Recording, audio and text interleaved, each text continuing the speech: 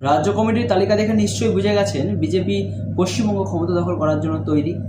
কেন্দ্র ও রাজ্যের নেতৃত্বের এই প্রথম ফাটাফাটি একটা রাজ্য কমিটি আমরা দেখতে পেলাম। বিশেষ করে 5 জন সাধারণ সম্পাদক, রাজ্য সভাপতি শ্রমিক ভট্টাচার্য কাজের লোকেদের বেছে নিয়েছে। আমাদের জঙ্গলমহলের 2 সাংসদ সৌমিত্র খা ও জ্যোতির্ময় সিং মাহাতো, যারা লড়াই করে লোকসভা ভোটে জিতেছে।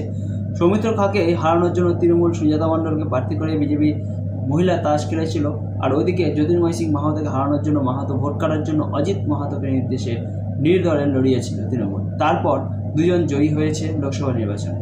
উত্তরবঙ্গ, রাঢ়বঙ্গ, জঙ্গলমহলে তৃণমূল সাফ হবে, এটা 100% নিশ্চিত। সাথে নদিয়া, বনগাঁ এলাকাতেও তৃণমূল সাফ হয়ে যাবে। এখন দেখার বিষয় কলকাতা, হাওড়া, 2 24 পরগনা বিজেপির নেতাকর্মীরা কতটা পরিশ্রম করে বিজেপিকে জয়ী করতে পারে। বর্তমানে আনুমানিক 135টি আসনে জয়ী হওয়ার সম্ভাবনা রয়েছে বিজেপির। কলকাতা ও কলকাতা লাগোয়া এলাকায় যদি 20টি সিট জিততে পারলে একক সংখ্যাগরিষ্ঠ নিয়ে সরকার গড়বে বিজেপি।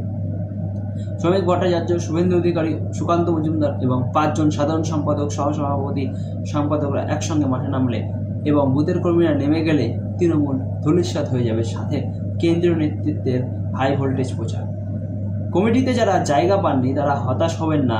বিজেপি ক্ষমতায় এলে বহু পদ আছে, মাথায় রাখবেন একজন পঞ্চায়েত প্রধান বহু বড় পদ।